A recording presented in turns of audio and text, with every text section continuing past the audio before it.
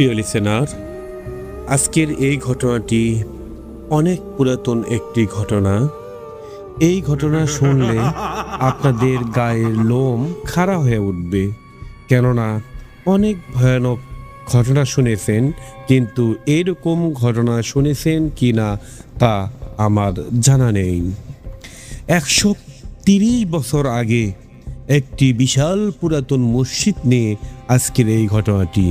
এই মসজিদে মধ্যরাতে কি হইতো, কি হয় এবং যেসব কিছু হয় ওই সব কিছু যদি আপনি শুনতে পান বা বুঝতে পারেন, তাহলে আপনার জীবনের সাথে কি ঘটতে পারে, কি হতে পারে, তাই নিয়ে আজকের এই ঘটনাটি। চলুন বকবক না করে আমরা সবাই শুনে আসি সেই 130 বছর পুরাতন মসজিদের ঘটনাটি। প্রিয় শ্রোতা, আমাদের বাংলাদেশে এমন অনেক প্রাচীন স্থাপনা ছড়িয়ে ছিটিয়ে আছে, যার পরতে পরতে লুকিয়ে আছে শত শত বছরের অমীমাংসিত রহস্য। আজ আমরা এমনই এক ঐতিহাসিক ও রহস্যময় স্থান নিয়ে কথা বলবো। স্থানটি হল লক্ষ্মীপুর জেলার রায়পুর উপজেলার দেনায়েতপুর গ্রামে অবস্থিত মসজিদ-ই জামে আব্দুল্লাহ, যা লোকমুখে জিনের মসজিদ নামেই সবচেয়ে বেশি পরিচিত। 1888 সালে দিল্লির শাহী জামে মসজিদের নকশায় নির্মিত এই বিশাল মসজিদের নিচে 25 ফুট গভীরে একটা গোপন ইবাদতখানা রয়েছে। বর্তমানে সেটি পানিতে পূর্ণ হয়ে একটা কূপে পরিণত হয়েছে। প্রচলিত আছে জিনেরা এক রাতেই মসজিদ নির্মাণ করেছিল এবং আজও তারা সেখানে ইবাদত করে। আজকের ঘটনাটি আমাদের কাছে পাঠিয়েছেন দেনায়েতপুর গ্রামেরই একজন স্থানীয় বাসিন্দা রেজাউল করিম। চলুন আর দেরি না করে সরাসরি চলে যাই আজকের ঘটনায়। আজ আবার শুনতে পাচ্ছ শব্দটা? আমার স্বপ্নে ভিতরেই রোজ এভাবেই আসে। ভূত FM 9.8, ভয়, রহস্য আর অজানার ঠিকানা। আসসালামু আলাইকুম শাহাদাত ভাই, আশা করি আপনি এবং ভূত FM 9.8 এর সকল শ্রোতা ভালো আছেন। আমার নাম রেজাউল করিম। আমার জন্ম এবং বেড়ে ওঠা লক্ষ্মীপুর জেলার রায়পুর উপজেলার দেনায়েতপুর গ্রামে। আমাদের এই গ্রামেই মাথা উঁচু করে দাঁড়িয়ে আছে 130 বছরের পুরনো এক ঐতিহাসিক ও রহস্যময় স্থাপনা মসজিদ-ই জামে আব্দুল্লাহ, যাকে সারা বাংলাদেশের মানুষ চেনে জিনের মসজিদ নামে।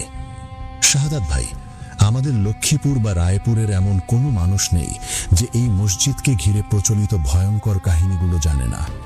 1888 সালে নির্মিত 57% জমির ওপর তৈরি এই বিশাল মসজিদের দৈর্ঘ্য 110 ফুট এবং প্রস্থ 70 ফুট।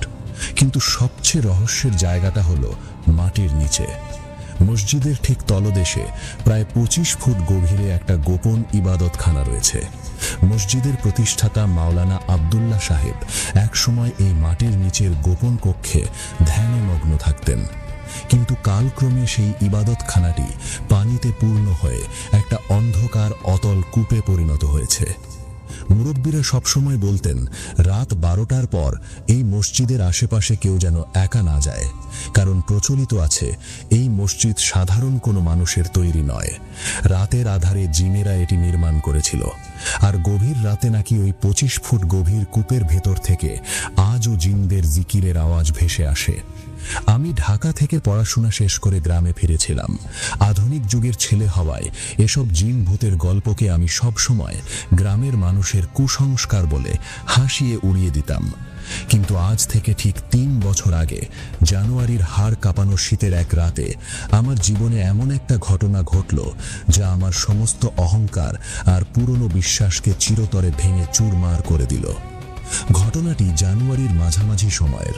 ওই দিন রায়পুর শহরে আমার এক দূর সম্পর্কের আত্মীয়ের বিয়ের অনুষ্ঠান ছিল। অনুষ্ঠান শেষ করে সবার সাথে আড্ডা দিয়ে যখন আমি মোটরসাইকেল নিয়ে আমাদের দেনায়েতপুর গ্রামে ঢুকি, রাত তখন প্রায় 2:30 বাজে। ওই রাতের আবহাওয়াটা ছিল একদম অন্যরকম। প্রচণ্ড কনকনে শীত, আর তার সাথে এত ঘন কুয়াশা পড়েছিল যে বাইকের হেডলাইটের আলোতেও 5-7 হাত দূরের রাস্তা পরিষ্কার দেখা যাচ্ছিল না। শীতে আমার হাত পা একদম জমে আসছিল। গ্রামে ঢোকার পর আমার বাইকটা হঠাৎ করে রিজার্ভে পড়ে বন্ধ হয়ে গেল। গ্রামের ওই কাঁচা রাস্তায় এত রাতে বাইক ঠেলে নেওয়া সম্ভব ছিল না, তাই বাইকটা এক পরিচিত চাচার দোকানের চালার নিচে তালা মারে রেখে আমি হেঁটেই বাড়ির দিকে রওনা দিলাম। আমার বাড়ি যাওয়ার রাস্তাটা ছিল ঠিক জিমের মসজিদের গা ঘেঁষে। মসজিদের সামনে ও পাশে দুটো বড় পুকুর আছে, সেই দুই পুকুরের মাঝখানের সরু রাস্তা দিয়ে আমাকে হেঁটে যেতে হবে। আমি যখন ওই পুকুর পাড়ে পৌঁছালাম, পরিবেশটা কেমন যেন অস্বাভাবিক লাগতে শুরু করলো। শীতের রাতে এমনিতে কুকুর বা শিয়ালের ডাক শোনা যায়, কিন্তু ওই রাতে পুরো এলাকাটাই যেন এক মৃত্যুপুরীর মতো নিস্তব্ধ ছিল।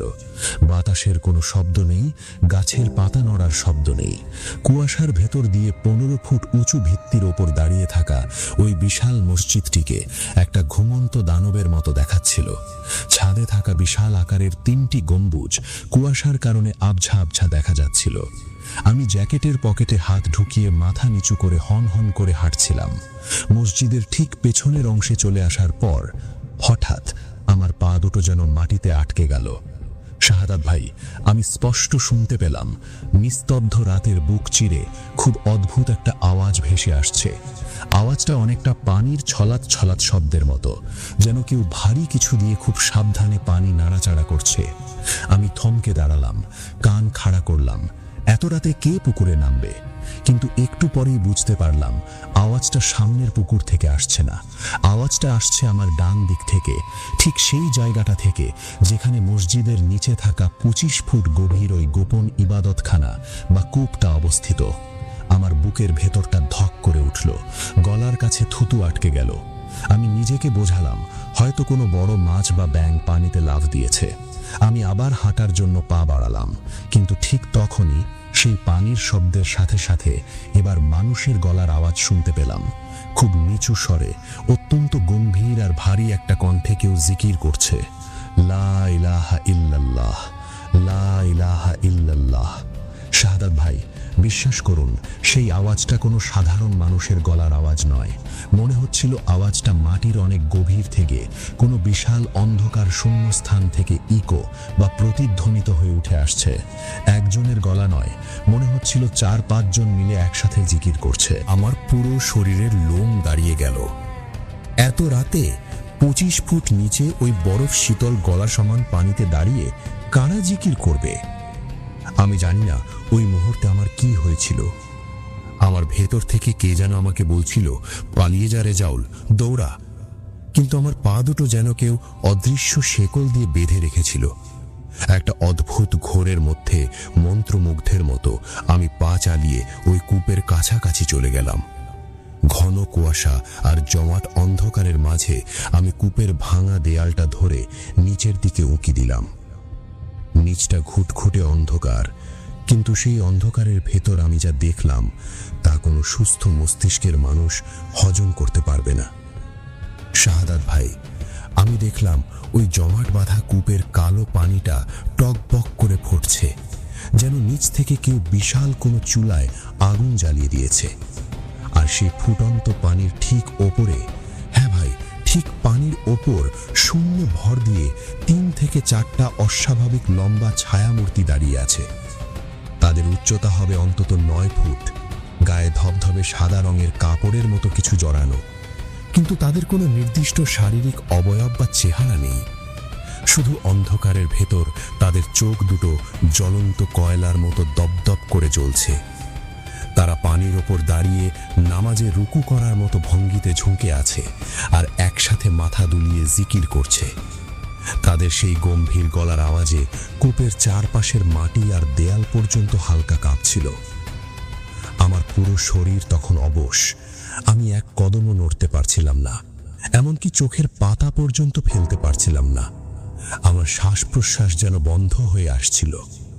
ঠিক ওই মুহূর্তে নামাজরত ওই ছায়ামূর্তিগুলোর মধ্যে সবচেয়ে লম্বা মূর্তিটা খুব ধীরে ধীরে তার মাথাটা ওপরের দিকে তুলল।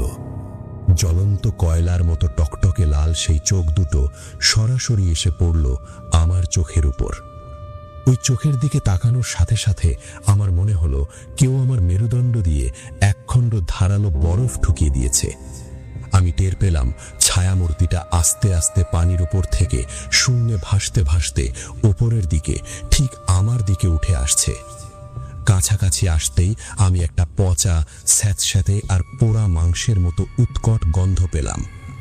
ছায়ামূর্তিটা আমার একদম মুখের সামনে এসে মানুষের ভাষায় নয়, বরং সাপের মতো বিকট এক হিস হিস শব্দ করে উঠল।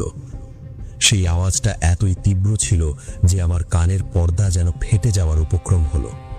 আমার মনে হলো সে আমাকে বলছে, তুই কেন এখানে এসেছিস? এরপর আমার আর কিচ্ছু মনে নেই। জ্ঞান হারানোর আগে শুধু মনে আছে আমি একটা প্রবল ধাক্কা খেয়ে মাটির ওপর ছিটকে গিয়ে পড়ে গিয়েছিলাম। যখন আমার জ্ঞান ফেরে, চোখ মেলে দেখি আমি আমার নিজের ঘরের বিছানায় শুয়ে আছি। সকালে গ্রামের কয়েকজন মুরব্বী ফজরের নামাজ পড়তে মসজিদে যাওয়ার সময় আমাকে ওই কূপের ঠিক পাশে অজ্ঞান অবস্থায় পড়ে থাকতে দেখেন এবং ধরাধরি করে বাড়িতে দিয়ে যান। টানা 7 দিন আমি 104 ডিগ্রি জ্বরে বিছানায় পড়েছিলাম। আমার মুখ দিয়ে কোনো কথা বের হচ্ছিল না। আমি শুধু শূন্য দৃষ্টিতে দেয়ালের দিকে তাকিয়ে থাকতাম আর মাঝে মাঝে ভয়ে কেঁপে উঠতাম। পরে আমার বাবা গ্রামের এক বয়স্ক ও বড় আলেমকে ডেকে আনেন। হুজুর আমাকে রুকিয়া করেন এবং পানি পড়া দেন। সব শুনে হুজুর দীর্ঘশ্বাস ফেলে বলেছিলেন, তুমি চরম ভুল করেছিলে রেজাউল। তুমি ওদের পবিত্র ইবাদতে ব্যাঘাত ঘটিয়েছিলে। ওরা তোমাকে মারতে চায়নি, শুধু ভয় দেখিয়ে সতর্ক করেছে। আল্লাহ তোমাকে নিজ হাতে বাঁচিয়েছেন, নইলে ওই রাতে তোমার মৃত্যু নিশ্চিত ছিল। শাহাদাত ভাই, আজ 130 বছর পেরিয়ে গেলেও দেনায়েতপুরের জিনের মসজিদ তার সমস্ত রহস্য বুকে চেপে ঠিক আগের মতোই মাথা উঁচু করে দাঁড়িয়ে আছে। আমি এখন আর রাত বিরাতে ওই মসজিদের আশেপাশে একা যাই না। দিনের বেলাতেও ওই কূপের পাশ দিয়ে হাঁটার সময় আমার গায়ের লোম দাঁড়িয়ে যায়, কারণ আমি নিজের চোখে দেখেছি, নিজের কানে শুনেছি, ওই মসজিদের নিচে থাকা 25 ফুট গভীর ইবাদতখানায় জিনেরা আজও রাতের আধারে তাদের সৃষ্টিকর্তার ইবাদত করে। আপনার শোয়ের মাধ্যমে সবাইকে বলতে চাই, এমন অনেক ঐতিহাসিক স্থান আমাদের আশেপাশে আছে যেখানে অদৃশ্য সত্তারা যুগ যুগ ধরে বসবাস করে আসছে। কখনোই সেগুলোকে অসম্মান করবেন না বা রাতের বেলা একা ওইসব জায়গায় গিয়ে কৌতূহল মেটানোর চেষ্টা করবেন না, কারণ কিছু কৌতূহলের মাসুল জীবন দিয়ে চোকাতে হয়। প্রিয় শ্রোতা, এই ছিল লক্ষ্মীপুরের রায়পুর থেকে পাঠানো রেজাউল ভাইয়ের জীবনের এক হাড় হিম করা বাস্তব অভিজ্ঞতা। দেনায়েতপুরের এই জিনের মসজিদ নিয়ে শুধু রেজাউল ভাই নন, আরও অনেক স্থানীয় বাসিন্দার কাছ থেকেও এমন অনেক রহস্যময় ঘটনার কথা শোনা যায়। বিজ্ঞান হয়তো এর অনেক কিছুরই ব্যাখ্যা দিতে পারবে না, কিন্তু ইসলামে জিন জাতির অস্তিত্বকে স্পষ্টভাবে স্বীকার করা হয়েছে। এমন অনেক মসজিদ বা ইবাদতখানা পৃথিবীতে রয়েছে যেখানে মানুষের পাশাপাশি জিন জাতীয় রাতের আধারে ইবাদত করে। রেজাউল ভাইয়ের সাথে ঘটা এই ঘটনাটি আমাদের মনে করিয়ে দেয় যে সৃষ্টিকর্তার বিশাল এই সৃষ্টি জগতে আমরা একা নই। আমাদের চারপাশে এমন অনেক জগৎ রয়েছে যা আমাদের দৃষ্টির অগোচরে। আজকের এই ঐতিহাসিক এবং সত্য ঘটনাটি আপনাদের কেমন লাগলো তা অবশ্যই কমেন্ট করে জানাবেন। ঘটনাটি ভালো লাগলে একটি লাইক দিন এবং বন্ধুদের সাথে শেয়ার করুন। আর চ্যানেলে নতুন হলে সাবস্ক্রাইব করে বেল আইকনটি বাজিয়ে দিন।